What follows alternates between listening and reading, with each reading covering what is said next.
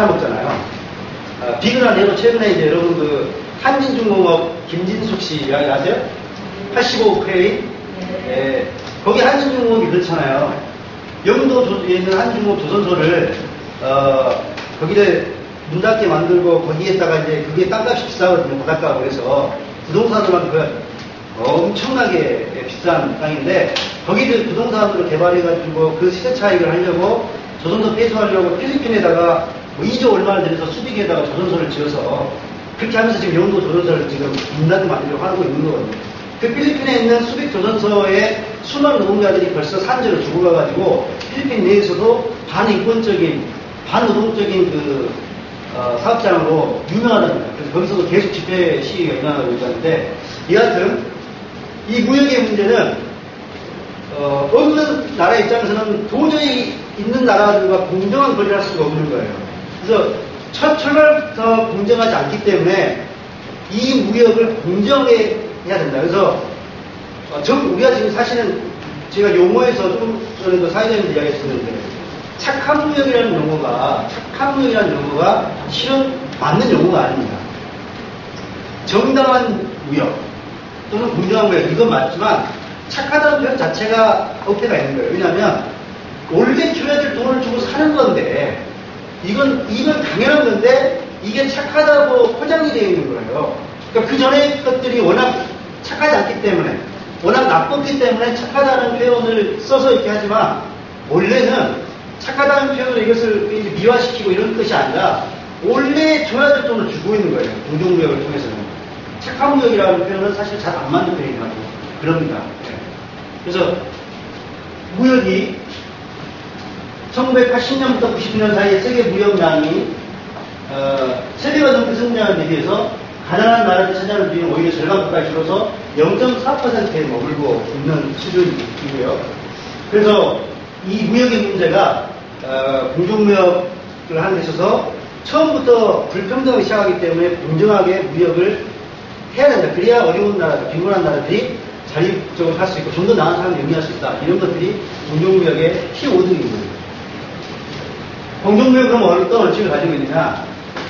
장기적인 거래 관계입니다. 그래서 단기적이지 않고요. 지속적인 거래를 하는 겁니다. 그 다음에 공정무역 가격은 생산자들과 노동자들에게 지속 가능한 가격과 임금. 그러니까 우리가 소위 공정무역이 대단히 중요하게 생각하는 원칙들이 두 가지가 있는데 하나는 여기 있는 미니멈 프라이스. 그러니까 이건 우리가 이제 자연재해라든지 또는 여러 가지 이유 때문에 곡물시장이라든가 또는 자유무역에서의 가격이 들쑥날쑥하잖아요. 근데 공정무역은요, 소위 말하는 마지노선입니다. 마지노선. 이 마지노선을 이하로는 절대 생부 가격을 주고 구입할 수가 없는 거예요. 그러니까 아무리 커피 생두값이 비싸지고 또는 아무리 싸져도 거기에 따라서 비싸고 싼 거에 따라서 현지 생산자들의 삶이 달라져 버리기 때문에 공정무역 기준에서는 그 마지노선은 절대 지키고 그 이하로는 절대 더 주는 건 상관없죠. 더 주면 얼마나 좋아요. 근데 그 이하로는 절대 하지 않습니다. 그래서 그게 미니멈 프라이스입니다. 공정무역 가격 소셜 프리미엄은 아름다운 가게 여러분들 아름다운 커피가 뒤에 있는데요. 초콜릿도 있고 핫초코도 있고 이런 거 구매도 하실 수 있으니까 좀 이따가 이제 한번 맛도 보시고 하시는데요. 이 소셜 프리미엄이 대단히 중요한 부분입니다.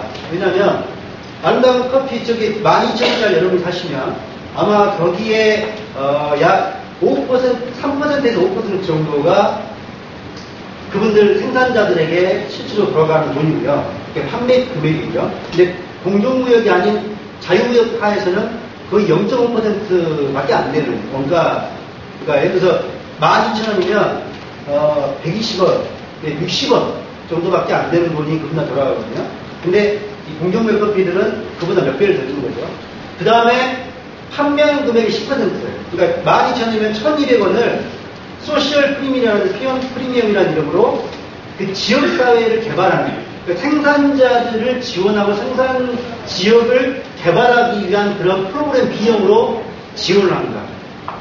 그러니까 원가 안에, 그러니까 그 공정무역 상품의 가격 안에는 그 공정무역 생산자들에게 직접적으로 지원하는, 지불하는 생산자 원가가 있고요. 그 다음에 그 생산자들이 사는 지역 공동체나 그 마을을 개발하고 지원하고 뭔가 좀 더 긍정적인 방향으로 더 만들어가기 위한 그런 비용이 포함되는데 그걸 보고 소셜 프리미엄이라고 합니다. 공정무역은 그래서 지속 가능한 변화를 만들어가는 거예요. 그 다음에 사회적 기준과 환경 기준, 여러분 뭐 워낙 잘 아시죠? 그 블러드 다이아몬드라는 영화는 아시죠? 네, 레오나르도 디카프리오가 나왔죠. 레오나르도 디카프리오를 발음 잘 안 되고 잘 모르니까 어르신들이 레오나르도 디카프리오 머리 쏙쏙 들어죠? 레오나르도 디카프리오가 나왔던 그 블러드 다이아몬드 그 영화처럼 사실은 좀 전에 여러분들 그 핸드폰에 대한 영상 보셨을 거예요. 거기에 폴탄이라는 그 나오죠.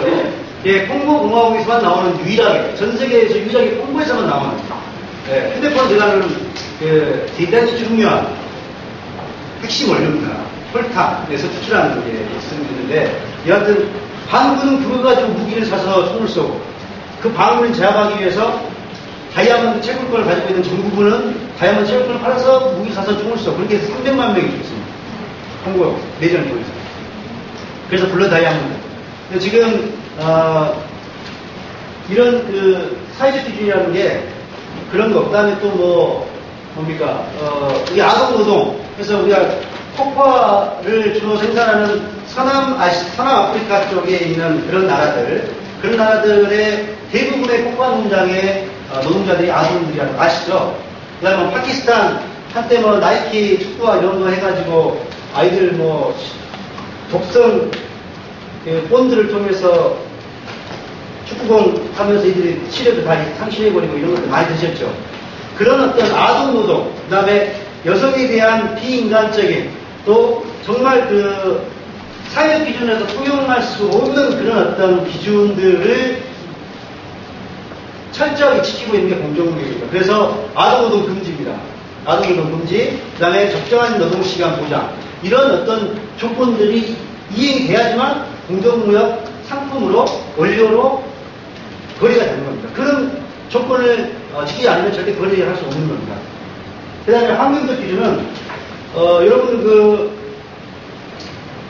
선물에도 하나 드리면서 해야지 여러분들이 막 접촉을 할 텐데, 선물 하나 드리겠습니다. 저 뒤에 초콜릿이 있는데 초콜릿 하나 드릴게요.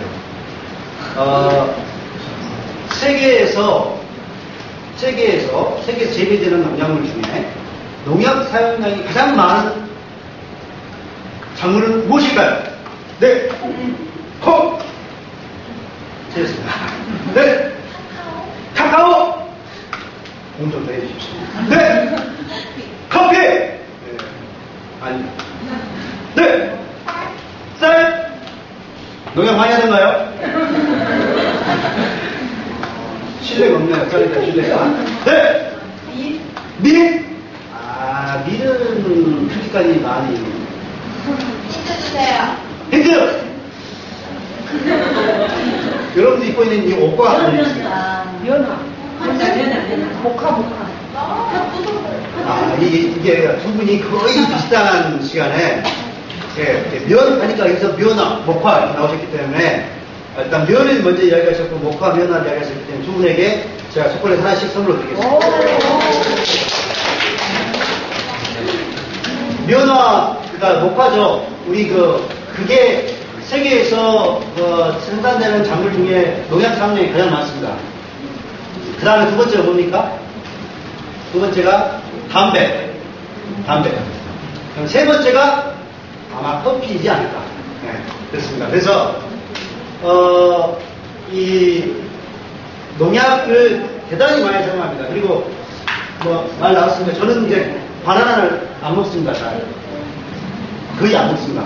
왜냐면 저기 필리핀의 한 마을이 바나나 플랜테이션 농업 때문에 얼마나 초토화돼가지고 그 마을이 그 기업가들부터 해가지고 온 그 자연환경 좋고 사진 좋던 마을이 얼마나 망가진가를 제가 책을 통해 너무 리얼하게 접해가지고 사실 그 대규모 공장식 그 농업을 우리가 플랜테이션 농업을 하잖아요.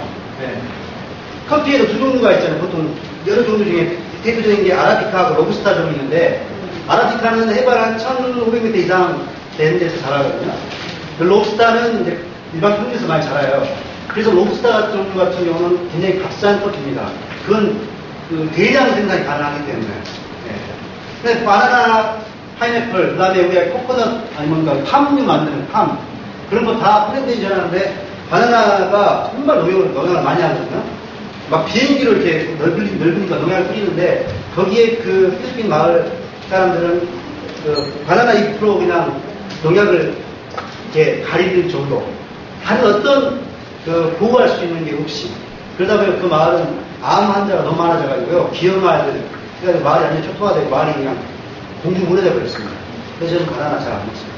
환경적 기준을 충족하지 못하기 때문에. 네.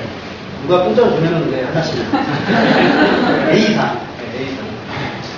그래서 이런 그 장기적인 거리 원칙과 공정구역 가격, 소셜 프리미엄, 사회적 기준, 확률, 이런 것들을 철저하게 충족해야만 FAO라고 좀 더 말씀을 드릴 건데요. 페어트레이드 라벨링 오거나이제이션, 이런 그 공정구역 인증 기구에서 이런 조건이 충족돼야지만 공정구역 제품 마크를 부여를 합니다.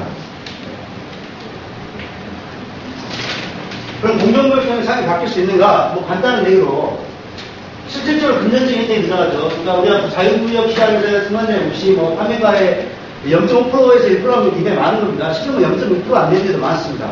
자유구역 가에서 이제 거래들이.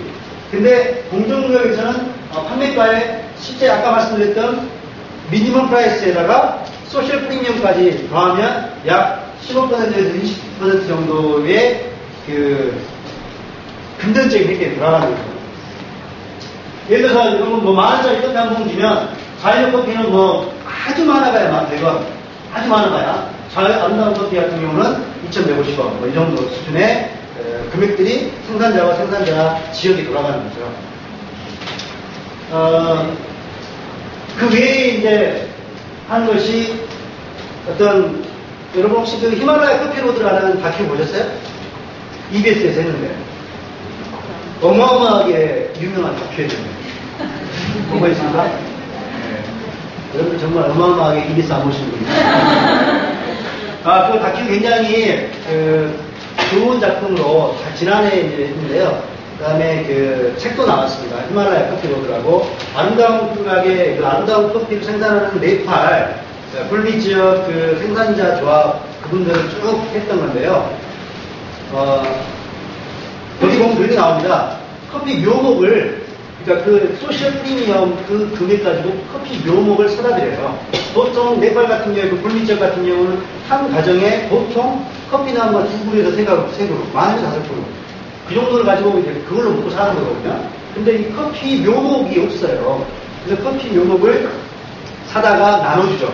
그럼 이거 가지고 이분들이 이제 키우는 거죠. 그리고 이제 제가 말씀드린 해발 1500m 이상 이렇게 돼야 되기 때문에 아라비카 종 같은 경우는 그런 커피를 이제 운반하려면 운반할 그 도로가 거기는 안 좋기 때문에 저 도로, 끝에서부터 도로까지 이제 저기 한국에서 가져오는 그 과정이 너무 힘들어서 그런 트럭을 구입하는 트럭 구입 비용을 제가 이제 하고 이렇게 합니다. 그래서 어떤 트럭 구입 비용이라든가 커피 묘목 구입이라든가 그 다음에 이제 디자인 같은 거 사실은 요즘에는 상품의 안내인, 그러니까 컨텐츠보다 밖에 있는 패키징을 더 중요하게 생각하잖아요. 어떻게 이쁘게 포장했느냐가 중요한데, 그래서 디자인 이런 부분도 제가 이제, 그래서 그런 종합적인 어떤 것들을 생산자 지원 개발 프로젝트라는 이름으로 해서